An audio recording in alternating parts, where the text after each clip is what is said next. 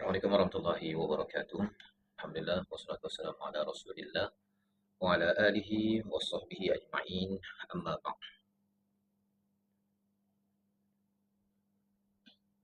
Ucapkan terima kasih pada rakan-rakan.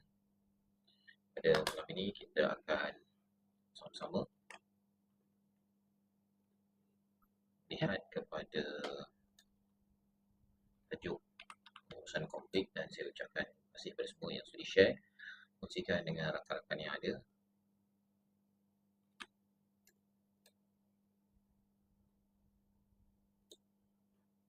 Dan tolong maklumkan, dan insyaAllah kita akan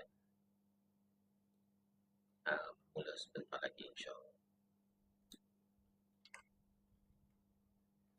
Semua yang hadir, saya ucapkan terima kasih kerana sudi bersama. InsyaAllah kita akan mulakan sebentar lagi.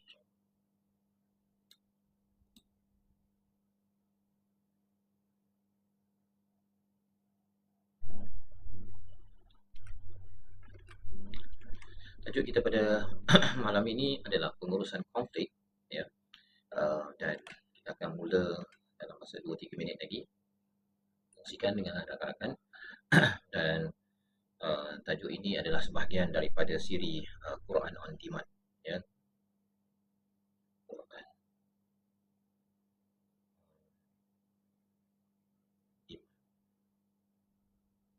Pada ruang profil saya tu ada link untuk Quran on Demand. Siapa yang nak dapat pengumuman dan info lanjut tentang bagaimana kita boleh manfaatkan Quran, ya, video pelbagai tajuk, boleh masuk dalam grup yang diberikan ke profil saya, insyaAllah.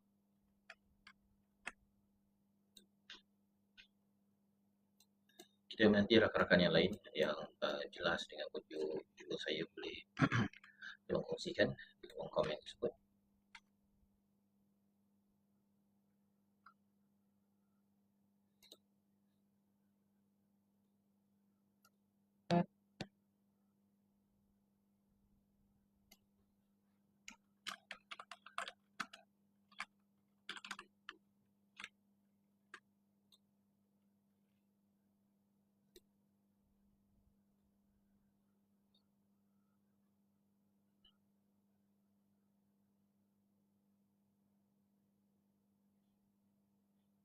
Jadi input pada semua untuk share, dan insyaAllah kita akan mula sebentar lagi, insyaAllah.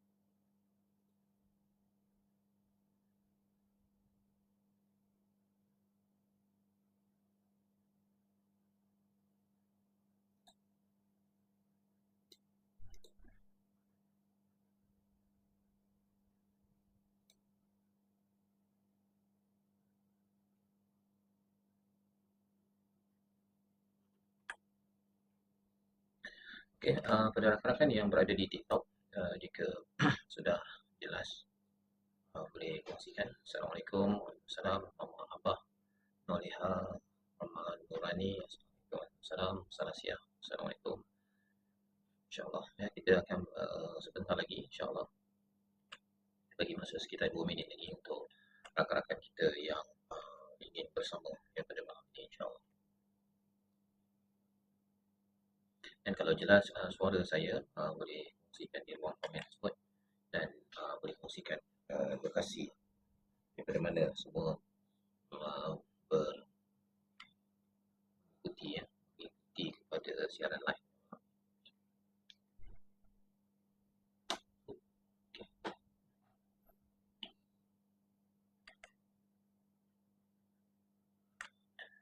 Okey, kalau jelas.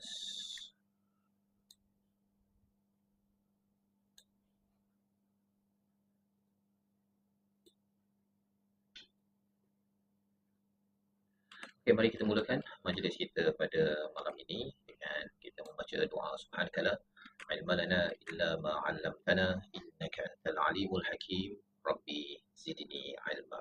Amin ya rabbal alamin. Baik, pada semua yang hadir pada malam ini, kita ingin kongsi tentang ayat tadabbur pada malam ini, iaitu daripada surah yang ketiga ayat 159.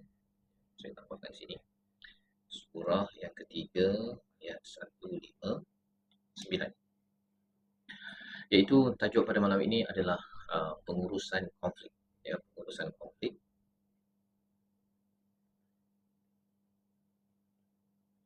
Dan bercakap tentang pengurusan konflik ini, bagi sahabat-sahabat yang mungkin tertanya, di awal surah Al-Baqarah ayat 1 hingga 5, kita mula dahulu. Surah Al-Baqarah ayat 1 hingga 5, ada dinyatakan tentang ayat yang keempat, walladzina yu'minuna bima unzila ilaika wama unzila min qablik wa bil akhirati hum yuqinun. Iaitu apa? Iaitu uh, dan mereka orang yang bertakwa itu adalah yang beriman, ya, beriman kepada apa yang diturunkan kepada unzila ilaika wama unzila min qablik, turunkan kepadamu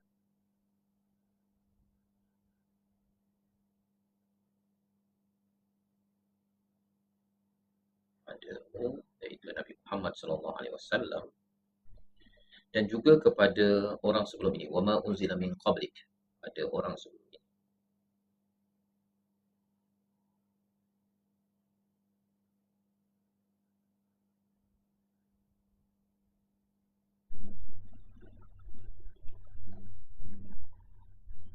Iaitu ini merujuk kepada kitab-kitab terdahulu. Ya, kitab-kitab terdahulu. Antara cabaran, ya, antara cabaran keimanan ialah apabila um, seseorang itu dia mungkin dia percaya kepada Taurat, dia percaya kepada Injil, orang Kristian, orang Taurat ni Yahudi, tetapi dia tidak percaya kepada Al-Quran.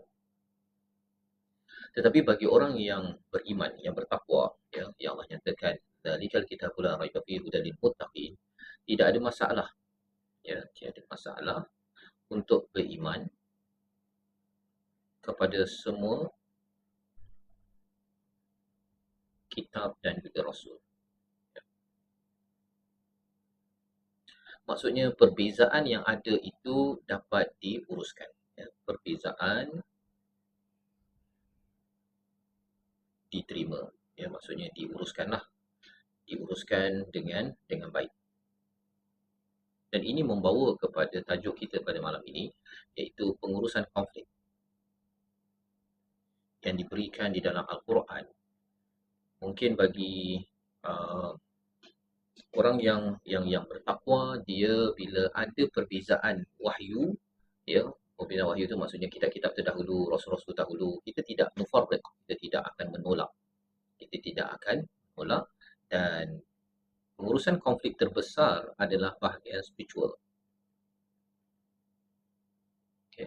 Bahagian spiritual, konflik spiritual, ya, konflik antara rasul, ya, perbezaan di antara kitab. Bagi orang Kristian, orang Yahudi, orang-orang agama lain, dia ada masalah. Ya, ini dari segi spiritual. Tetapi konflik juga ada dari segi emosi sosial, konflik dari segi intelektual, dan konflik dari segi fizikal. Contohnya kita sakit, ya, itu konflik dari segi fizikal, sakit tubuh badan lah. Tapi dari segi emosi sosial ini, dia ada perbezaan konflik di antara rakan kerja, ada konflik di antara suami isteri, ayah dan ibu, ayah dan anak, ibu dan anak, ya, itu emosi. Dan konflik intelektual ialah dari segi perbezaan pendapat, ya, yang perlu kita faham. Jadi topik konflik management ini adalah satu topik besar, dan pada malam ini saya kongsikan perkara ini kerana saya yakin bahawa hidup kita ini akan berlaku konflik-konflik sama ada dari segi fizikal, intelektual, emosi, atau spiritual. Ya, dia akan baras, dia akan berlaku dan kita bersyukur pada Allah SWT kerana kita ada Al-Quran. Ya, kita ada Al-Quran untuk kita menguruskan konflik. Banyak ayat-ayat dalam Al-Quran. Kalau kita nak ambil contoh lah ya, kalau kita bercakap tentang uh, siapa, kita ambil surah Yusuf contohnya. Surah Yusuf memang bercakap tentang bagaimana menguruskan konflik dalam sebuah keluarga. Konflik bersama dengan pemerintah di Mesir. Konflik sama ada nak masuk penjara ke ataupun membuat perkara keji contohnya. Konflik-konflik spiritual, emosi, dari segi fizikal pun ya, apabila Nabi Yusuf itu dimasukkan ke dalam telaga, dijual dengan harga yang murah, itu adalah konflik. Sepatutnya Nabi Yusuf itu nilainya tinggi tetapi dijual dengan harga yang murah. Baik. Apa lagi kisah dalam Al-Quran yang berkaitan dengan konflik? Surah Al-Fath contohnya. Okay. Ini juga konflik. Bila sahabat daripada Madinah nak pergi ke Mekah, balik kampung, tapi bila sampai Hudaibiyah tak dapat masuk. Pada waktu itu mereka membuat perjanjian. Nabi dan sahabat membuat perjanjian. Pada waktu itu para sahabat sukar menerima kepada perjanjian yang menyebabkan mereka kena patah balik, pergi balik ke Madinah. Cuba bayangkan tuan-tuan, orang Penang kan, kita duduk kat KL dan kita balik ke Penang, sampai border Penang kena tahan polis kata balik, boleh belah masuk balik ke KL. Jadi bukankah kecewa kan, dan itu yang berlaku pada para sahabat bersama diketuai oleh Nabi Muhammad SAW pada tahun 6 Hijrah. Mereka nak balik daripada Madinah pergi ke Mekah dan kemudian sampai ke sana mereka disuruh patah balik. Ya, surah Al-Fath. Dan di dalam surah Ali Imran juga ada analisis tentang konflik. Apa konfliknya? Salah satunya adalah konflik yang berlaku pada perang Uhud. Pada perang Uhud yang kita ingin sama-sama ambil peluang pada malam ini ya, untuk kita belajar, dan ianya boleh diaplikasikan dalam organisasi, dalam rumah tangga, dalam yalah, hidup kita ni di antara keluarga dan tempat kerja. Itu je lah kan, antara keluarga dalam rumah dengan luar rumah, di dalam masyarakat, di masjid, dalam qaryah, dalam persatuan penduduk. Jadi ini yang kita nak lihat pada hari ini, iaitu surah Ali Imran ayat 159. Ya. Jadi boleh rakan-rakan yang di online sana boleh tuliskan dekat ruang komen itu 3.159 agar kawan-kawan kita lain pun boleh ikut bersama. Dan bagi tuan-tuan yang inginkan rakaman bagi sesi pada hari ini, manalah tahu kan terlambat masuk ke, tertinggal ke apa sebagainya, nanti di ruang profil saya ataupun di admin boleh beritahu masuk dalam grup Quran on Demand.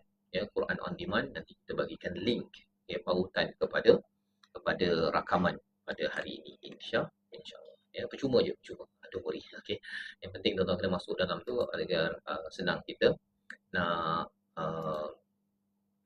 ya, kita boleh dapat beritahu maklumat-maklumat terkini. Okey. Jadi tuan-tuan pun sudah menulis di ruang komen itu, siapa yang dah tulis, terima kasih ucapkan, iaitu kita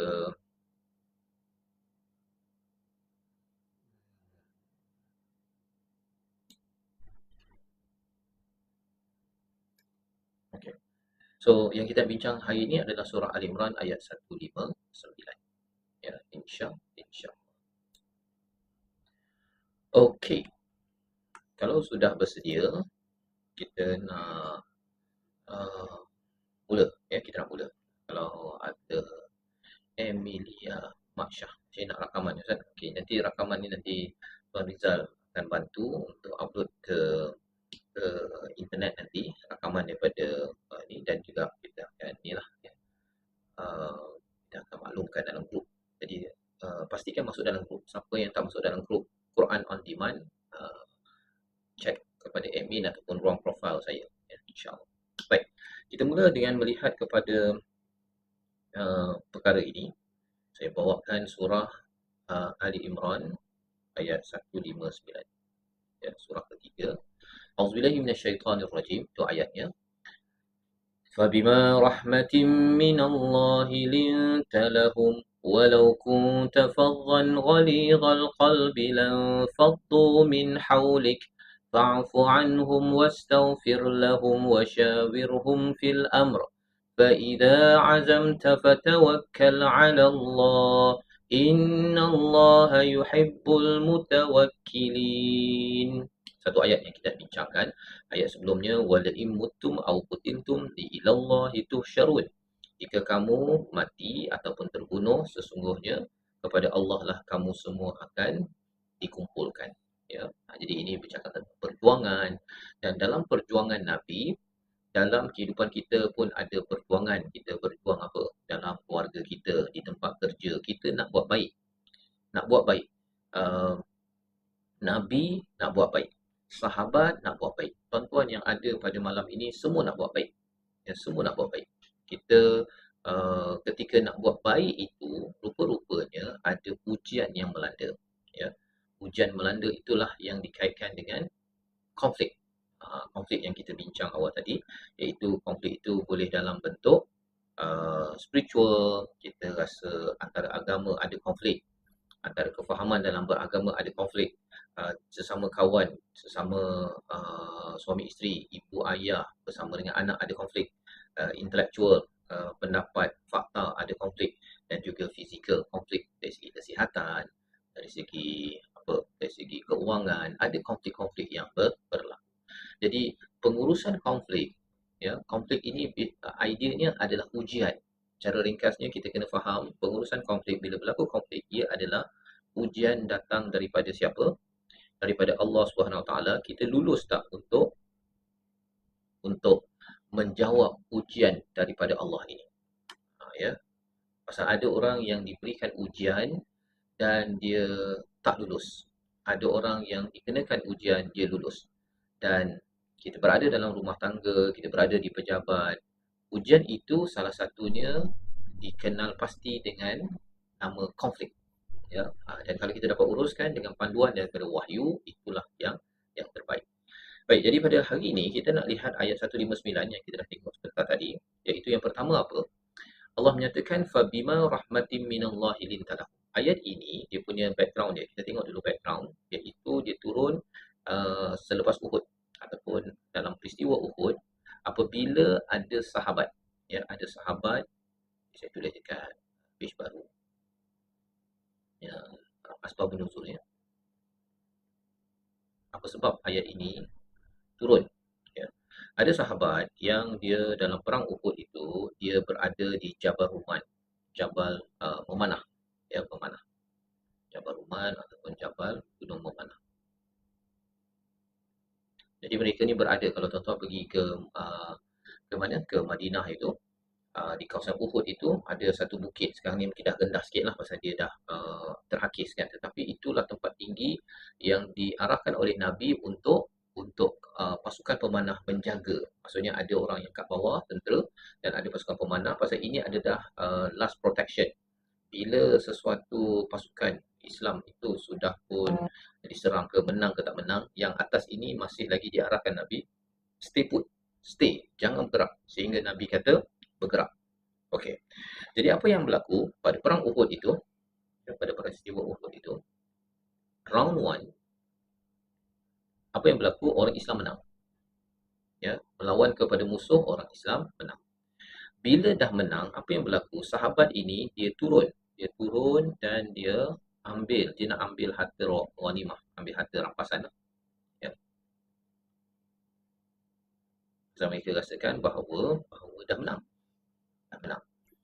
Tetapi bila mereka turun itu, maka pada waktu itu Khalid Al-Walid masih lagi panglima perang pada Uhud itu, musuh. Maka dia pada round yang kedua itu dia serang, dan apa yang berlaku? Umat Islam kalah.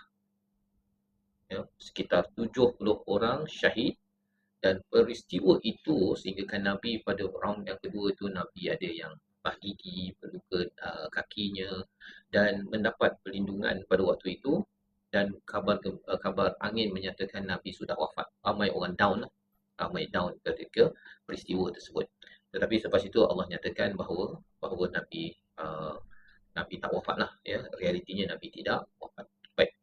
Jadi apakah yang berlaku? Bila dah kalah, round pertama menang, round kedua kalah kerana salah satu asbabnya arahan tidak diikuti. Yang kita belajar kat sini ialah arahan tidak diikuti. Ini dah ada konflik kan ni? Konflik berlaku. Dan konflik ini ada kesan. Maksudnya apa? Kematian syahidnya 70 orang dan ya, syahid dan Madinah menangis. Ya. Madinah itu sedih, menangis kerana apa? Kerana 70 keluarga adalah anak yatim. Kalau ada anak-anak kecil, anak yatim tiba-tiba saja muncul di Madinah tersebut. Dan orang kaitkan dengan arahan yang tak diikuti. Maksudnya ini sebagai satu dosa besar ya di medan perang. Kalau lari daripada medan perang ataupun tidak melakukan tugas, maka itu adalah sebagai satu dosa. Ya, satu dosa. Ini bukan dosa biasa ya, dosa yang besar kerana arahan Nabi ini tidak diikuti. Jadi tuan-tuan boleh bayangkan betapa kecewanya Nabi Muhammad sallallahu alaihi wasallam, seorang ketua panglima perang, betapa kecewanya. Dan bila bercakap tentang kecewa inilah ya, kecewanya Nabi sebagai ketua, maka ayat ini, ayat 159 ini adalah bagaimana menguruskan konflik ketika kita memberi arahan, ada tim pasukan kita yang mungkin buat sesuatu mengecewakan kita. Ataupun dalam hubungan suami isteri ya, ada orang pasangan suami ke isteri ke anak ke yang mengecewakan kita. Jadi key point pada malam ini adalah ketika kecewa, sama ada memang betul arahan Nabi itu basically memang betul kena diikuti, tak ada compromise, tetapi sahabat tersilap ya, tersilap. Maka pada waktu itu apakah yang perlu dibuat? Ya, kecewalah kan. Masalah dah berlaku. 70 nyawa ya, cuba bayangkan 70 nyawa terkorban. Tuan rasa sedih ke tak sedih? Cuba tulis di kawasan komen tu. Kalau katakan kita buat sesuatu, ya, arahan diberi dan melibatkan nyawa. Sampai melibatkan nyawa 70 orang. Sedih ke tak sedih? Kecewa ke tak kecewa sebagai seorang ketua yang dah pun merancang, memberi arahan? Tentu sedih. Ya, Puan K cakap sedih. Ya. Kita akan sedih, kecewa kerana peristiwa itu. Dan Nabi sedih, memang sedih. Ya. Tetapi kecewa sangat macam mana sekalipun, Allah memberikan panduan kepada Nabi. Ini ni. Surah Ali Imran ayat 159. Yang kita kena betul-betul jiwai, imani, ya, bagaimana menguruskan kekecewaan bila konflik berlaku. Kita tak boleh main hentam saja. Kalau hentam sahaja, nanti kita akan tengok Allah memberitahu akan ada kesan-kesan besar dalam sesuatu kehidupan. Okey, baik. Kita mula analyse kepada ayat ini. Allah menyatakan apa pada ayat 159? Fabima rahmatin minallahi lintalam. Ya. Dengan rahmat Allah, ya, saya mulakan dulu dengan sini. Dengan rahmat Allah, maka Nabi itu boleh bersifat linta, ya, layin. Ya, layin itu maksudnya berlemah lembut. Berlemah. Okey. So ini adalah bagaimana menguruskan kecewa dalam kehidupan. Ini 70 nyawa tuan-tuan ya. Nyawa. Bukannya sekadar sakit hati ke ataupun ada orang yang mengumpat kita, mengutuk kita, menyatakan perkara-perkara yang buruk ke apa sebagainya. Dosa adalah dosa, ya, kita kena asingkan. Tetapi sudah tentu orang yang buat kat kita itu akan mengecewakan. Okay, itu kita setuju kan, premis awal. Jadi apa Nabi kena buat? Nabi kena buat, Allah mulakan dulu dengan istilah fabima rahmatim minallahi lintalahum. Hanya dengan rahmat daripada Allah kamu dapat berlemah lembut. Allah mulakan dahulu. Jadi kalau kita tengok, kalau seseorang itu negatif rahmat ya, ataupun mendapat laknat daripada Allah, lawan rahmat adalah laknat ya. Itu ekstrim lah ya. Seseorang itu akan apa? Dia tidak mampu untuk layin. Itu kita faham daripada ayat ini. Dia tidak mampu berlemah lembut. Dia tidak mampu berlemah lembut. Ya. Dia akan kasar dan Allah menyatakan pada ayat ini,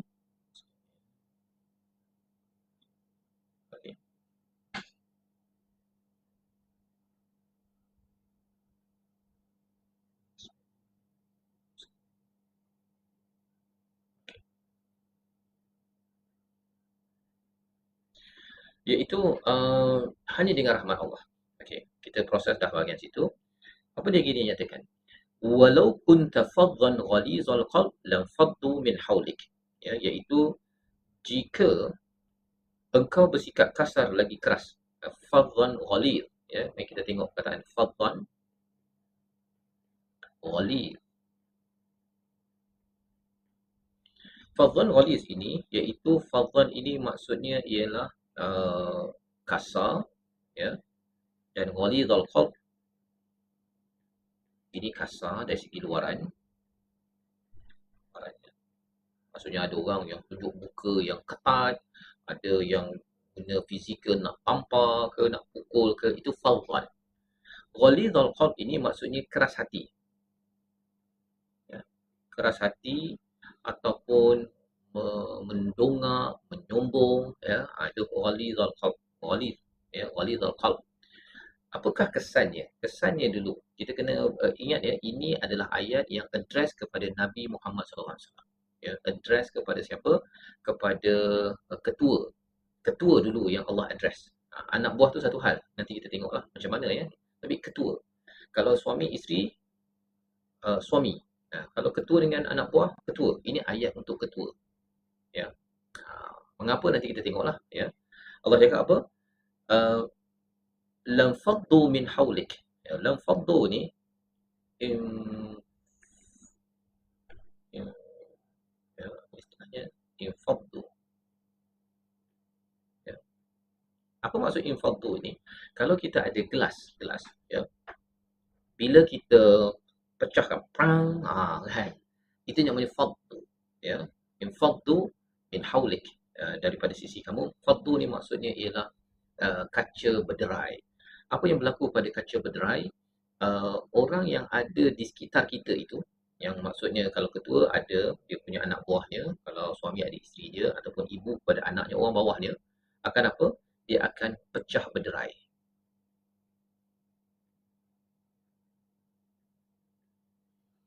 Pecah berderai. Min haulik, iaitu dia akan apa? Lari daripada kelilingmu.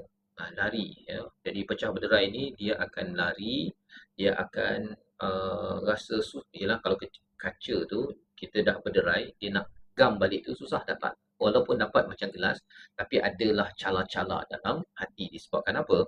Disebabkan ketua seperti Nabi SAW bersifat kasar dari segi luaran dan ghalidhal qalb, keras hati. Keras hati itu maksudnya apa? Tidak mahu bersikap lemah lembut kepada mereka yang bersalah tadi. Bersalah. Dosa besar atau dosa kecil? Dosa besar. Kerana apa? Kerana lari daripada stesen dan menyebabkan kekalahan bagi umat Islam. 70 orang yang wafat syahid waktu itu. Kita boleh cakap, oh dia syahid, ya, baguslah dapatnya. Ya, itu kesannya. Tetapi anak yatim, ya, kekalahan, itu semua adalah kesan di dunia apabila berlakunya konflik. Dan bagi setengah orang ialah saya kecewa sangat, saya akan marah, saya akan pelangkung kepada yang tak buat kerja ataupun yang buat dosa besar. Ya, baik. Jadi Allah beritahu perkara ini kerana apa? Kerana Nabi ini adalah rahmatan lil alamin. Kan? Rahmatan lil alamin. Jadi bila rahmatan lil alamin, mestilah Nabi ini bersifat lemah lembut. Tapi Allah bagi lagi satu peringatan. Kerana apa? Kerana bila kita kecewa, kita akan mudah untuk bersifat kasar, kita keras hati, ketua tidak mahu jumpa kepada anak buah, dia akan salahkan kerana apa? Saya dah buat yang terbaik, saya dah bagi arahan terbaik. Tetapi awak kan mengecewakan saya. Ya, key point sekarang ini ialah apa? Kecewa. Sama-samalah kita tulis dekat ruang komen tu. Apa? Kecewa. Ya, kecewa. Dan kecewa Nabi ini bukannya tanpa asas, ya. Kecewa ini kerana 70 orang wafat. Ya. Jadi sebabnya pada malam ni tuan-tuan kena share dengan kawan-kawan yang ada. Sarah kata disappointed. Kan? Ya, disappointed. Kecewa. Dan kecewa ini bukannya perkara main-main. Kecewa ini dia, kalau tadi Allah cakap dia boleh menyebabkan seseorang itu bersifat kasar secara fizikal, ya, dan hatinya itu jadi Ni tadi, keras. Kalau di tempat kerja tu mungkin dia nak tim dia tu dibuang. Contohnya, tak nak dengar dah. Saya nak habiskan tempat dia di sini. Contohnya, kalau dalam pasangan suami isteri tu saya tak nak dengar dah. Mungkin nak dipisahkan. Macam-macam lah. Ya. Dan ini adalah mesej kepada ketua. Mesej kepada ketua. Kita tak bincang lagi mesej kepada yang dipimpin. Ini kepada ketua. Pasal ketua ni dia boleh salah guna kuasa. Ya. Bila dia kecewa, ya macam Nabi SAW, walaupun itu Nabi beri arahan pun ada orang yang mengecewakan Nabi, tetapi Allah ingatkan kerana Nabi masih lagi seorang makhluk, ya, masih lagi seorang hamba. Jadi kena bertindak sebagai seorang hamba. Lainlah Allah kan, Allah nak azab ke, nak marah ke apa ke, itu prerogatif ataupun hak Allah Subhanahu Wa Taala. Baik. Okey. Kita dah bincang pada kesan kalau tidak berlemah lembut. Ya, kesan kalau tidak berlemah lembut. Jadi apa kena buat kalau saya ni ada konflik? Ni dah bergaduh dah ni, kan? Saya dah kecewa dah dengan staf saya. Saya dah bergaduh dah dengan pasangan ke, dengan anak saya ke. Nak buat apa? Kalau seseorang itu mendapat rahmat dan dia ingin bersifat lain, bersifat lemah lembut kerana dapat rahmatnya, dia tak nak jadi orang yang kasar kerana tanda dia tidak dapat rahmat. Maka yang pertama Allah nyatakan apa yang perlu dibuat, fa'fu anhum, iaitu maafkan mereka. Yang ini mencabar tu. Mencabar. Kalau dalam surah Ali Imran ayat 134, Allah dah buat dah 133, 134, Allah dah beritahu awal-awal orang yang memaafkan manusia adalah ahli syurga. Ya, orang yang memaafkan, ini kat mana? Surah 3 ayat 134. Allah dah beritahu awal, lepas tu Allah bawa masuk kepada yang ini. Surah Ali Imran ayat 159. Allah dah set dah dulu. Ya, wasari'u ila maghfiratin min rabbikum wa jannatin arduha as-samawati wal ardu iddat lil muttaqin alladhina yunfiquna fis sarra'i wad dharra'i wal kadhimin al-ghaidh wal 'afina 'anil nas. Ya, iaitu dia boleh memaafkan manusia. Itu adalah perkara pertama. Seorang ketua kena buat kepada anak buah dia berdosa ni, berdosa kan. Dia kena maafkan kerana bila dia buat dosa itu ada kaitan dengan arahan yang mengecewakan. Maafkan kerana anak buah itu ataupun orang yang di bawah kita itu mengecewakan kita. Mudah?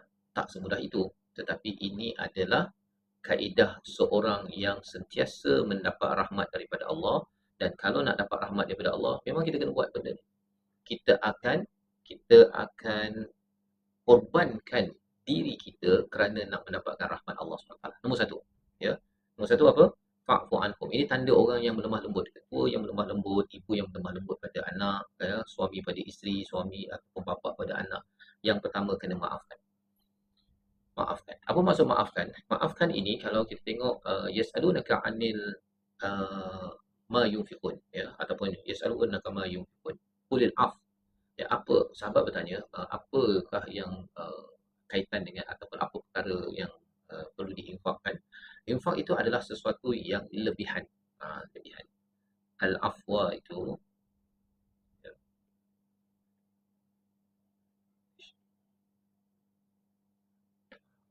Al-afwa itu adalah sesuatu yang lebih.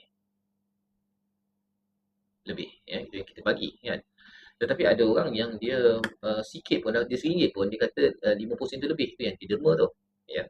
Jadi ada orang yang dia ini ada kelebihan, kelapangan jiwa dia, dia boleh memberi maaf. Walau orang tu tak minta maaf. Menarik tu kan. Yang di-highlight kat sini ketua. Yang anak buah tu satu hal lah, ya. Tapi ketua itu yang Allah highlightkan berbanding si anak buah itu kerana apa? Kerana orang tu minta maaf ke tak minta maaf, sila maafkan. Sila maafkan. Senang ke susah? Memang susah, tetapi ini adalah sifat ahli syurga pada ayat 134.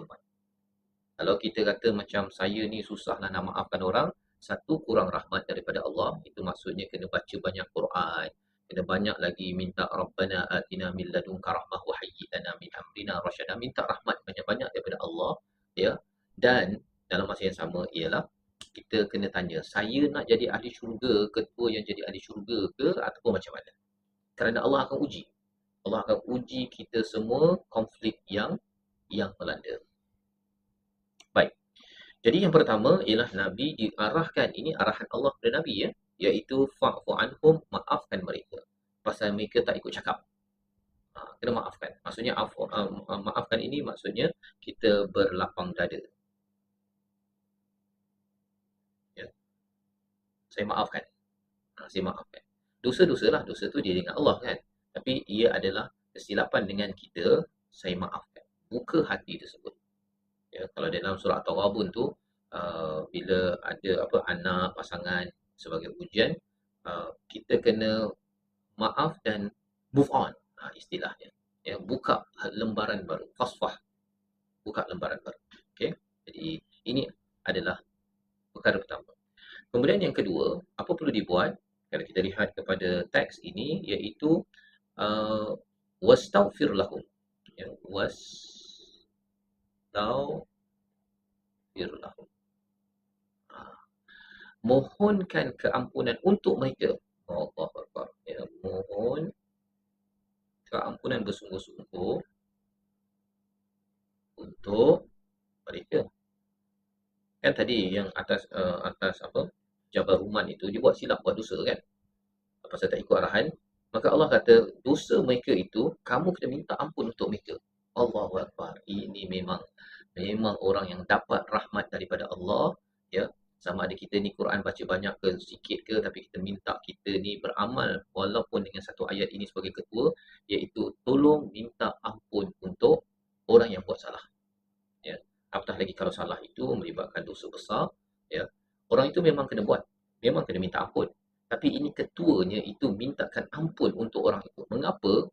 Kerana orang ini mendapat keampunan ataupun mendapat rahmat daripada Allah Subhanahu Wa Taala. Senang ke susah? Cuba tulis sikit kat orang komen. Nak mohonkan keampunan bukan salah kita, salah orang sana. Itu. Senang ke susah? Mungkin susah. Umi Aisyah kata mohon keampunan untuk mereka tu. Allahu Akbar, ya. Memang susah, tetapi kalau orang yang dapat rahmat, dia kata kalau saya ni berdosa, ada orang mintakan ampun untuk saya. Kalau saya berdosa sebagai anak, mak mintakan ampun kepada Allah untuk saya. Subhanallah. Kan? Subhanallah. Itu memang amazing lah, dapat mak yang begitu, dapat ketua yang begitu, kerana ketua ini sentiasa diberi rahmat oleh Allah SWT. Ya. Okey, ada yang kata bahawa nak mohon maaf time marah. Ini yang pengikut tadi, yang nak mohon maaf tu nanti kita bincang nanti selepas ini. Ini ketua dahulu. Sekarang ni kita bincang ayat apa? Ayat 159 surah Al-Imran. Okey. Jadi dapat ya semua? Kita sedang berbincang sekarang pasal apa? Kita berbincang sekarang berkaitan dengan bagaimana untuk kita sama-sama dapat rahmat daripada Allah. Tanda orang tu dapat rahmat daripada Allah ialah dia yang pertama tadi, dia maafkan orang yang pernah buat salah dengan dia. Kemudian dia mintakan ampun untuk orang itu kerana orang itu mungkin berbuat dosa. Ya. Kalau dia tak berdosa pun kita mintakan ampun. Kalau dah confirm dia buat dosa, dia mengutuk kita, memfitnah ke apa sebagainya, apatah lagi kalau dalam hal ini bila lari daripada Jabal Ruman tu kekalahan umat Islam, 70 nyawa wafat, syahid. Kan? Pun kita kena mintakan ampun. Bukan kita, maksudnya Nabi diarahkan minta ampun kepada mereka. Yang ketiga kita belajar daripada sini ialah wasyawirhum fil amr. Wasyawirhum fil amr. Iaitu mesyuarat, jumpa balik. Syarat jumpa mereka untuk urusan yang kita nak buat.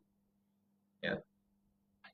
Ada soalan macam mana nak ikhlas memaafkan Ustaz? Nak maafkan tapi masih terbuku di hati. Ya, terbuku, tetapi kita kena belajar juga bahawa berapa banyak kita nak keampunan, kemaafan daripada Allah. Itu kita kena tanya.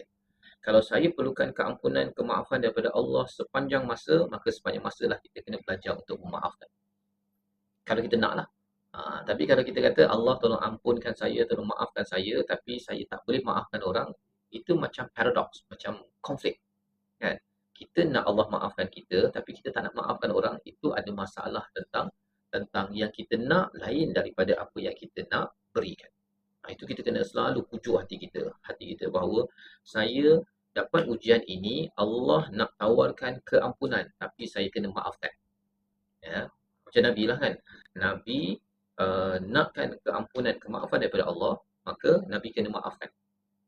Mohon ampun kepada orang tersebut. Dan yang ketiga, panggil orang-orang yang pernah buat silap tersebut, jumpa mereka, bincang untuk urusan-urusan ke depan. Ya. Bukan kita perli-perli, bukan kita marah-marah. Kita bincang untuk move on. Ya, wasyawirhum fil amr itu maksudnya kita jangan cold storage kan. Jangan cold storage kan. Tahu cold storage kan? Kalau di tempat kerja tu kita asingkan orang tu di satu tempat sampai dia mati. Sampai dia berhenti.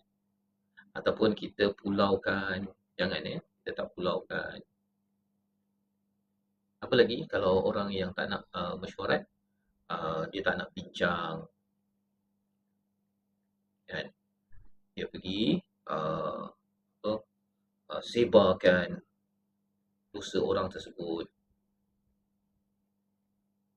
Ya. Dia pergi malukan orang tersebut di halayak ramai. Ya. Apa lagi? Tak nak jumpa.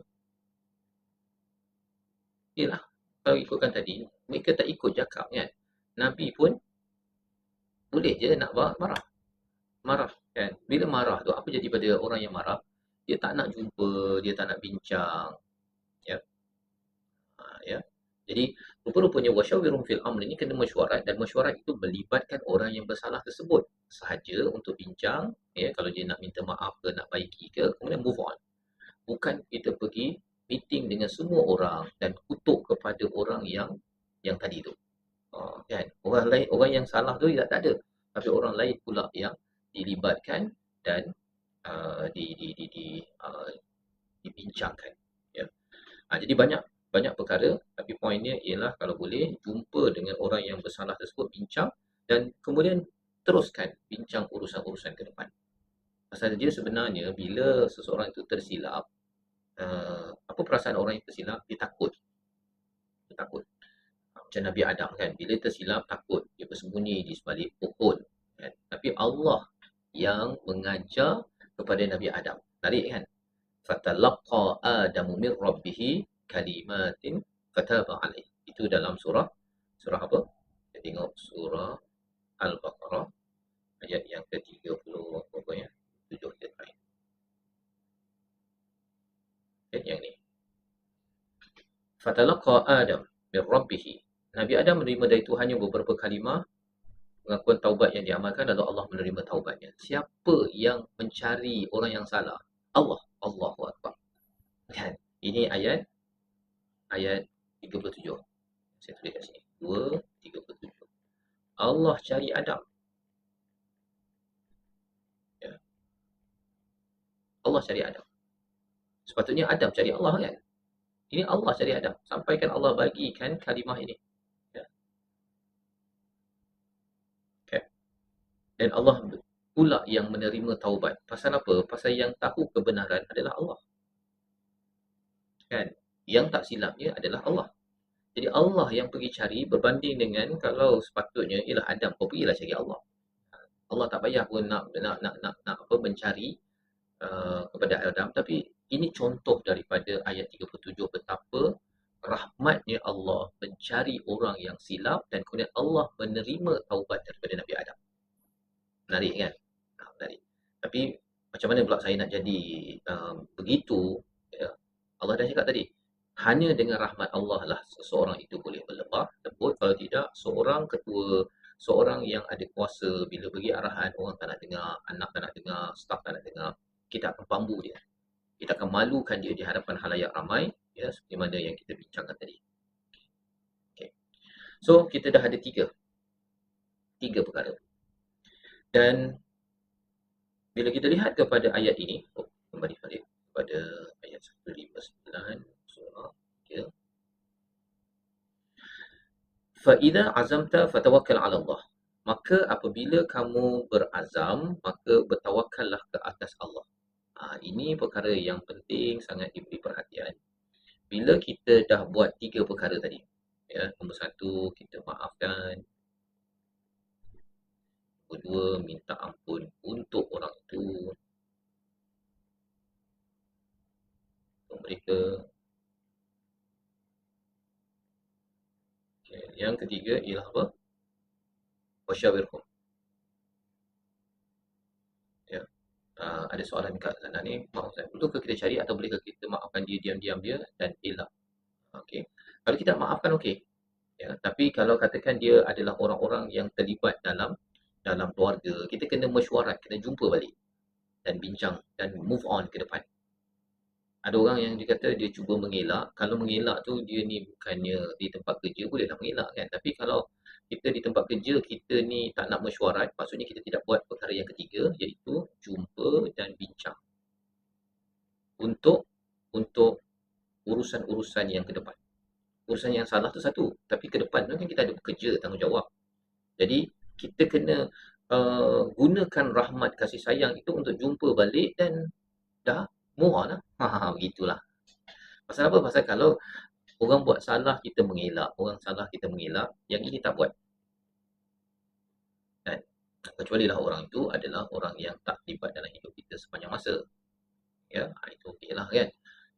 Baik, jadi selepas dah buat perkara ini, apa yang perlu dibuat, terutama nombor 3 itu, kita kena bertawakkal ala Allah. Ya, Allah nyatakan tawakal. Bila dah mesyuarat tersebut, dah ada buat sesuatu perkara, kita rasa boleh percaya kepada dia ni. Dia hari tu dikutuk saya.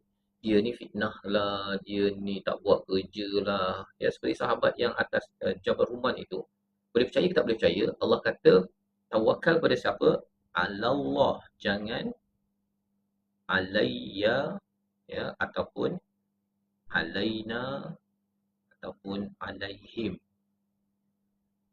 Ya. Jangan kita bertawakal pada apa?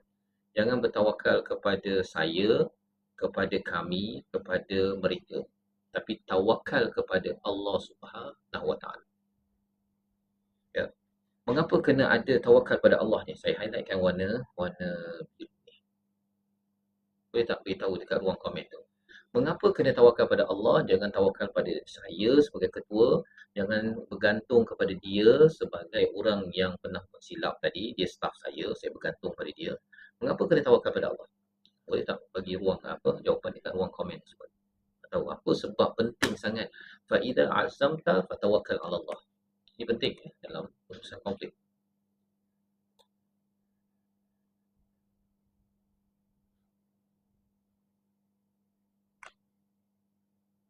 Sebab Allah tempat paling kuat untuk memohon pertolongan.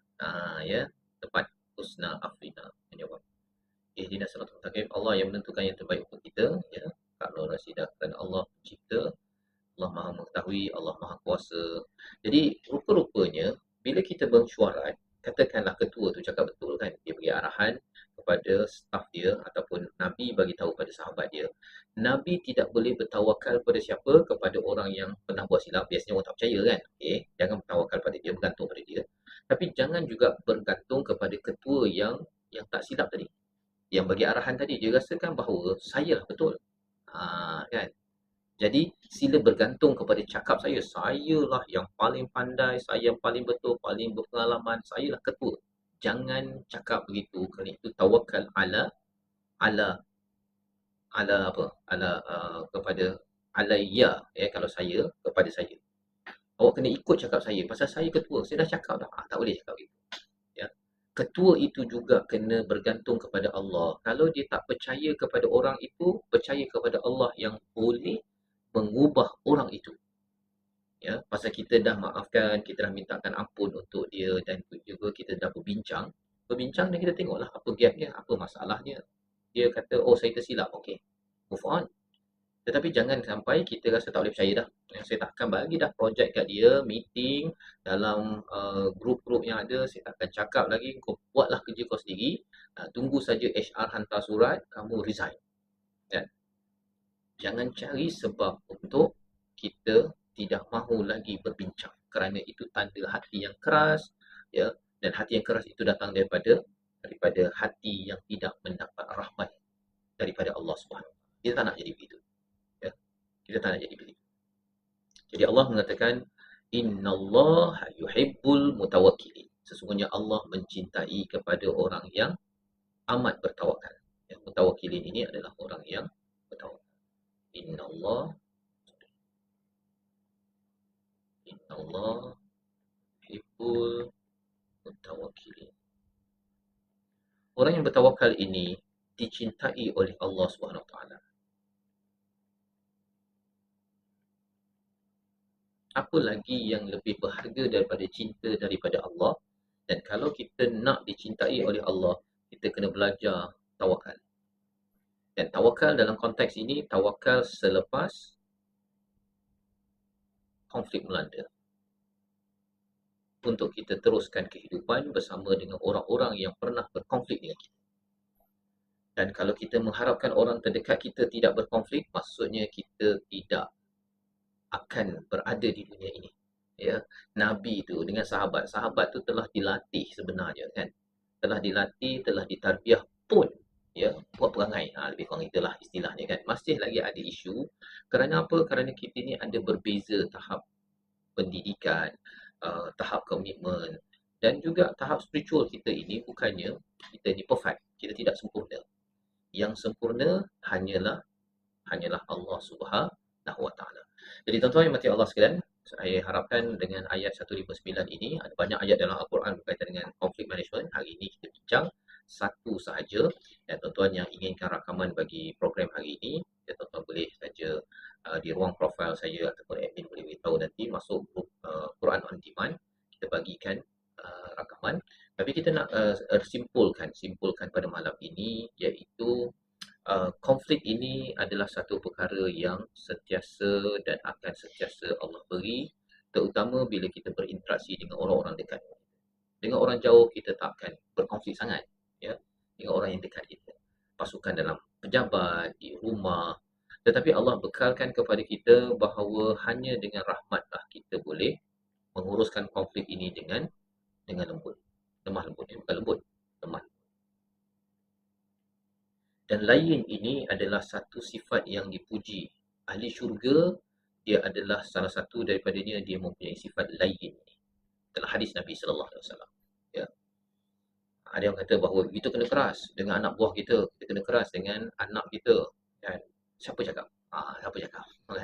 Pasal Nabi tak cakap. Ya, dan Allah tak cakap. Pasal Allah cakap bahawa kalau kamu dapat rahmat, kamu akan jadi berlemah. Jadi apabila kita sudah ingin menjadi orang yang lain, ketua perlulah maafkan kesilapan orang tersebut, mintakan ampun untuk mereka, dan yang ketiganya mesyuarat. Dan ketua itu perlu tawakal kepada Allah. Dan sekaligus apabila kita bercakap tentang orang yang tersilap tersebut, dia juga perlu meminta maaf. Ya, terbaliklah, kan, maksudnya ini ketua, tapi kalau sebagai pengikut ataupun orang yang buat silap tersebut, ataupun kadang-kadang tak silap pun, pasal ketua tu yang menganggap silap, maka apa perlu dibuat? Mohon maaf semampu mungkin. Walaupun kita tak dinyatakan dalam ayat ini untuk mohon maaf, ya, tapi kita cuba sedaya upaya, ya. Pasal apa? Pasal nak mohon maaf ni kadang-kadang takut, ya, kepada ketua tu je boleh saja bambu sana, dia buat sana buat sini. Jadi sama ada kita mampu tak mampu, kita cuba mohon maaf, kemudian kita istighfar untuk diri kita, mohon maaf, mohon ampun kerana dosa, ya. Dan yang ketiganya ialah kita cuba jumpa. Dan semuanya tawakal bukan kepada ketua, tapi kepada Allah. Ya, ini pengikut. Cuma ayat tadi bukan ayat untuk pengikut, ayat untuk ketua. Ya, mengapa untuk ketua? Mengapa 3159 untuk ketua? Kerana ketualah orang yang boleh zalim ataupun adil.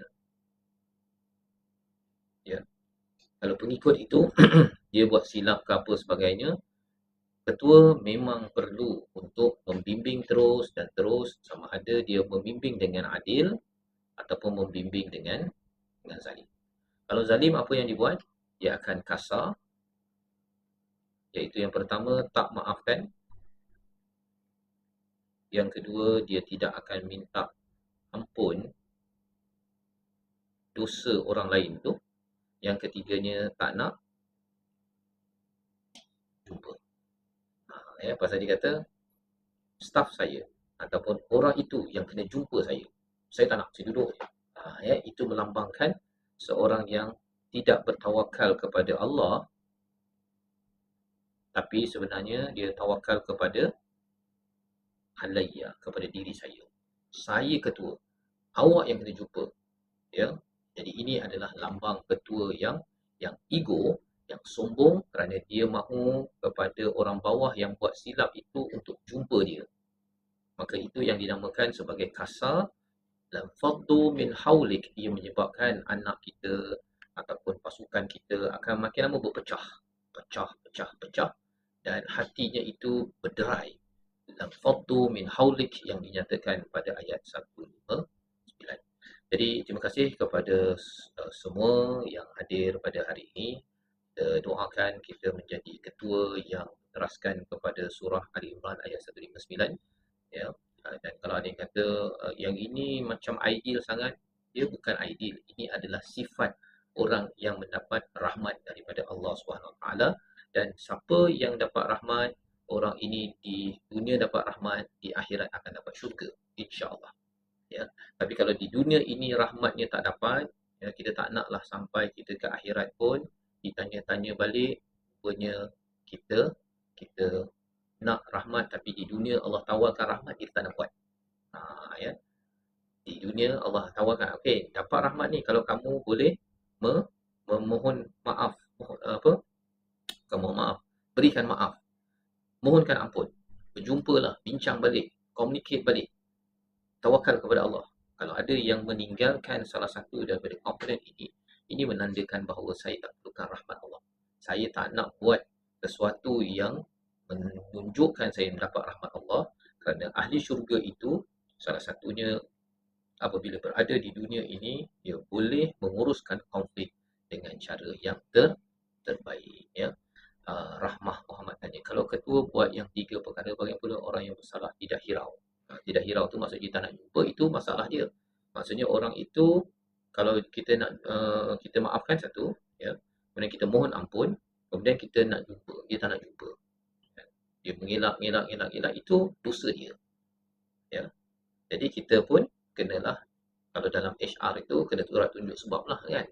Pasal apa? Pasal dah dipanggil untuk berbincang, tak nak berbincang. Mahkamah pun, kalau kita panggil nak berbincang, nak tanya tapi dia tak nak datang, dia kenalah dapat surat tunjuk sebab. Ya. Saya bendahari duit 1,500 hilang dalam laci, saya tak maafkan siapa yang curi, boleh ke Ustaz? Sebab saya kena ganti. Okey. Jadi kalau hilang 1,500 macam mana ni? Kan? Satu, kalau kita guna kaedah ini, iaitu kita kena maafkan.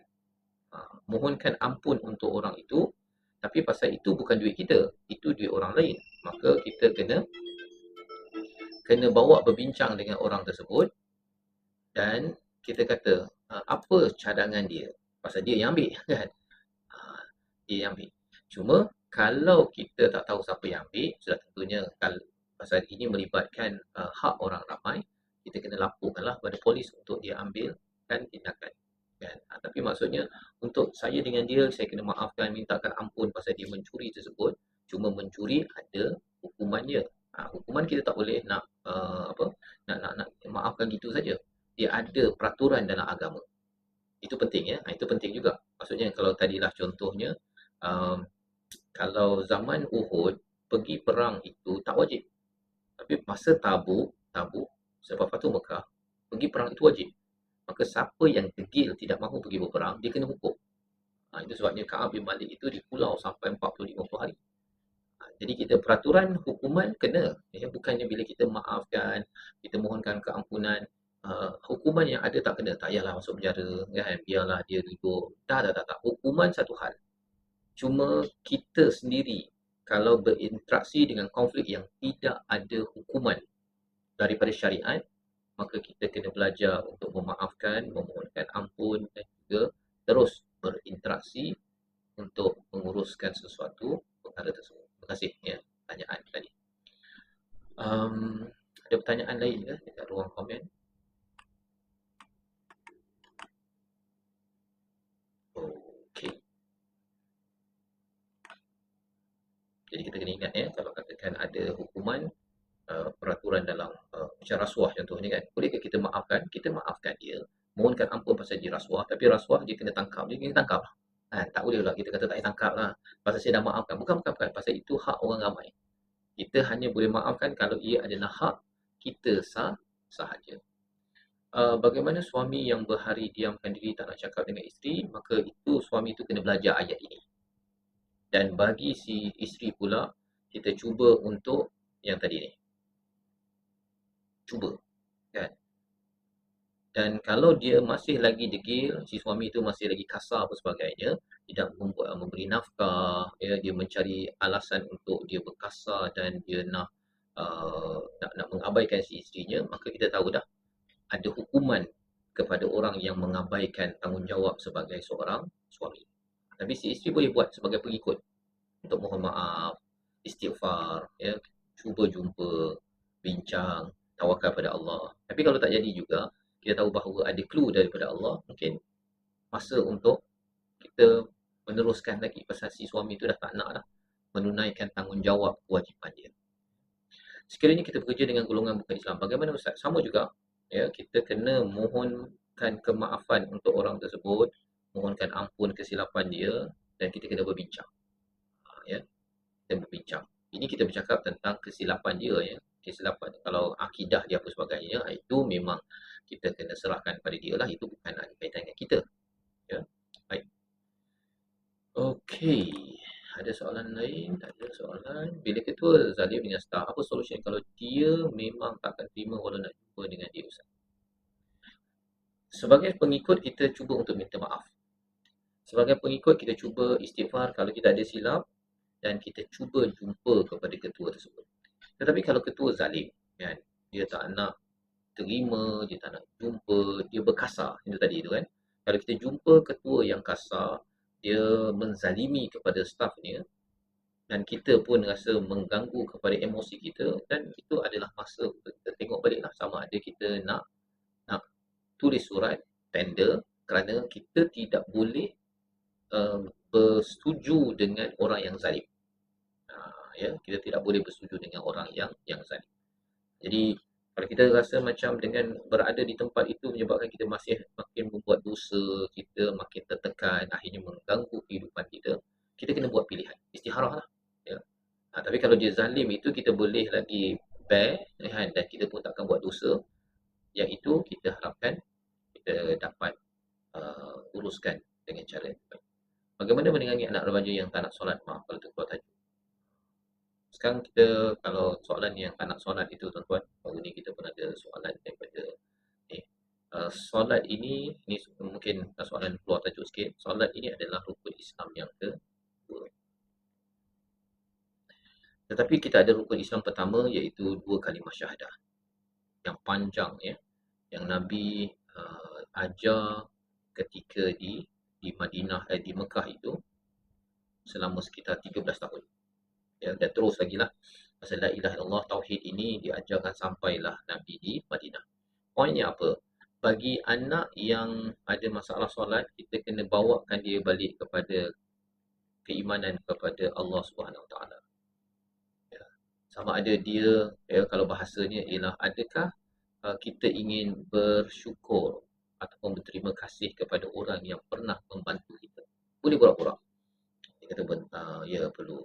Dan kalau Allah bagi macam-macam, perlu tak kita bersyukur? tajuk-tajuk topik ini kita kena, sama ada ustaz yang sampaikan ataupun ibu ayah yang bincangkan, agar apa? Agar kita boleh bawa dia kembali kepada cara nak bersyukur. Salah satunya ikut cakap Allah untuk kita mengucapkan Alhamdulillah pada masa, iaitu solat. Solat ini tanda syukur. Tanda syukur kepada Allah SWT. Selain daripada arahan Allah, tetapi di situ adalah tanda kesyukuran. Ya, jadi itu cara untuk kita mengajak anak remaja ini, kerana kalau kita terus saja paksa dia tanpa dia memahami tauhid di sebalik solat, kesannya apa? Kesannya nanti dia merasakan bahawa dia terpaksa. Ya. Dan yang keduanya ialah bila bercakap tentang la ilaha illallah ini, kita boleh kaji 99 ayat tentang solat dalam Al-Quran, ya, termasuklah salawat dan sebagainya, dan kongsikan dengan anak. Ya, kalau perlu buat program ke, sekarang ni Ustaz Hafiz di Akademi SDG ada buat program 99 nama ayat berkaitan dengan solat. Kita faham mengapa solat itu difardukan mengikut manual Al-Quran itu sendiri. Baik. Kalau ayah yang tak tunaikan nafkah pada anak-anak, bukan anak-anak, maafkan, dengan anak-anak kasar, dengan orang luar lembut. Okey, kalau ayah tak tunaikan nafkah, ayah itu berdosa kerana tidak menunaikan tanggungjawab, sama ada dia masih ayah di ada ibu ayah ataupun dia dah bercerai. Tanggungjawab nafkah ayah, bukan ibu langsung. Kan. Tapi kalau katakan ayah dah tak buat, mak je lah kena kerja apa sebagainya, ataupun ayah tu sakit, mungkin si maknya kena bekerja, di situlah perbincangan perlu berlaku. Ya. Kalau si mak tu masih boleh bertahan. Jadi perlukah anak maafkan? Dosa ayah memang kita kena maafkan. Memang kita kena maafkan, kita kena mintakan ampun, dan kita kena cuba bermesyuarat. Pasal apa? Dosa ayah tidak menyebabkan kita boleh membuat dosa pada ayah. Faham kan?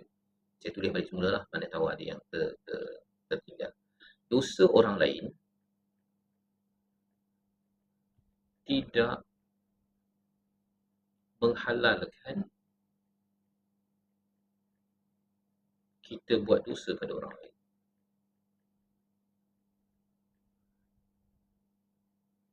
Ya. Maksudnya ayah tu ada dosa tak menunaikan nafkah, tapi anak dia kata kalau macam tu saya tak nak taat pada ayah. Dia punya tanggungjawab dia memberi nafkah. Tanggungjawab bagi anak adalah mentaati ayah pada tempat yang dia kata semayang-semayang lah. Kan? Ayah disuruh semayang, ayah tak beri nafkah, ayah suruh semayang. Dia kena asingkan dua perkara tersebut.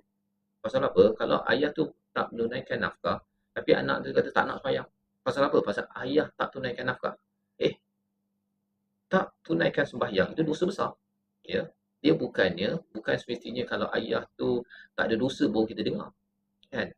Kalau datang daripada siapa, orang bukan Islam cakap pun sila sembahyang, kita boleh cakap, alah kau tak sembahyang, aku tak nak sembahyang. Tak boleh cakap. Ya.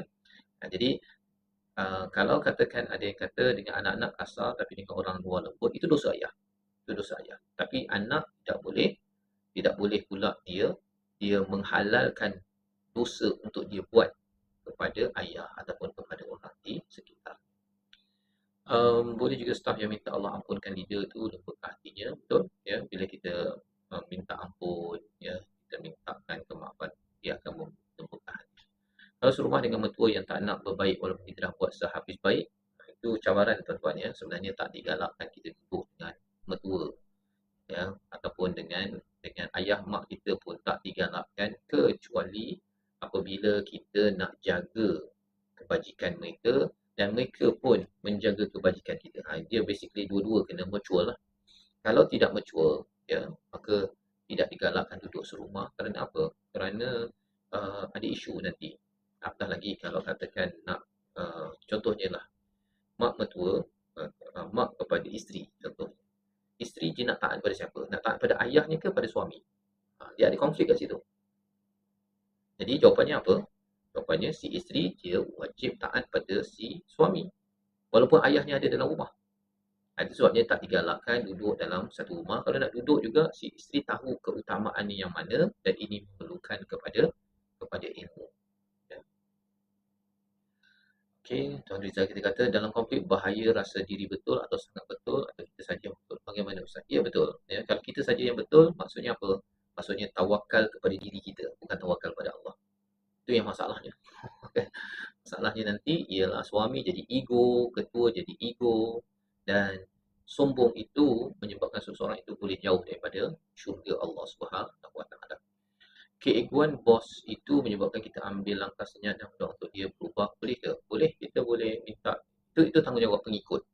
Ya, pengikut minta maaf dan boleh doakan untuk bos tersebut, dan juga dia boleh maafkan bos tersebut, dan cuba jumpa bos tersebut. Maksudnya pengikut jadi ketua pada waktu itu. Ya, pengikut jadi ketua. Pasal apa? Pasal dia mempunyai hati yang besar. Kalau hati kecil sikit tu dia takut, tapi hati yang besar sikit dia boleh jumpa ketua, saya nak jumpa. Saya nak confront. Saya nak tanya apa sebab mengapa bos cakap gini gini gini gini. Tapi tak semua orang begitu ya. Tak semua orang begitu. Itu sebabnya Allah bagi ayat ini untuk ketua dahulu. Okey. Baik. Jadi terima kasih kepada semua yang hadir di online, dan insya-Allah kita jumpa lagi pada siri akan datang. Satu lagi soalan, bagaimana ayatnya, bagaimana mengenali konflik ketua yang berada dalam denial atau berada dalam organisasi syarikat yang narsistik ya. Sekali lagi, denial ataupun istilahnya denial ya, ataupun narsisis ya, iaitu dia nak fokus pada dia sahaja yang betul ya. Sekali lagi ialah apa, kalau kita berjumpa dengan orang begini, apa yang kita kena buat sebentar tadi, kita masih lagi ada tanggungjawab untuk yang ini. Ni. Kita cuba mohon maaf, kita istighfar untuk kita dan istighfar untuk bos kita, ketua kita. Kita cuba berbincang dengan cara yang baik. Itulah harapnya. Kerana kita cuba bersifat lain ya. Jangan sampai kena pijak ya. Lemah lembut je, bukan kena pijak. Dan kita tawakal pada Allah. Allah cinta pada orang yang bertawakal kerana dia adalah pengikut, tapi pengikut yang memimpin ketua. Agak pelik kan. Kita harapkan tuan-tuan yang dengar pada hari ini, kita boleh jadi pengikut yang memimpin ketua. Pelik kan? Biasanya ketua yang memimpin pengikut kan. Tapi okey. Ya, dengan ayat 159 ini kita boleh ya terus mohon maaf. Ya, pasal ketua ni kadang-kadang dia nak orang maaf, minta maaf baru dia akan maafkan, contohlah kan. Pasal dia ego kadang-kadang. Yang keduanya apa?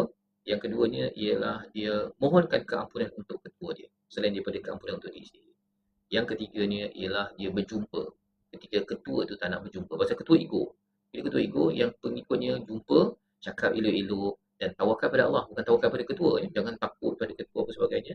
Insya-Allah kita akan dapat kecintaan daripada Allah walaupun kita adalah seorang pengikut. Ya. Baik. Jadi terima kasih kepada semua. InsyaAllah harapnya kita berjumpa lagi. Jangan lupa di ruang profil saya boleh ikuti Quran on Demand. Rakaman akan diberikan daripada program pada hari ini. Mungkin ada yang lambat ataupun nak share dengan kawan-kawan, nanti pun boleh masukkan kawan dalam grup Quran on Demand. Dan kalau ada siapa-siapa yang tertinggal tak tahu macam mana nak masuk Quran on Demand ini, saya bagikan nombor admin iaitu Rizal kita 017 382 1435. Itu ada nombor tu kan. Boleh contact Tuan Rizal, WhatsApp dia, nanti boleh dapatkan maklumat nak masuk ke dalam Quran on Demand.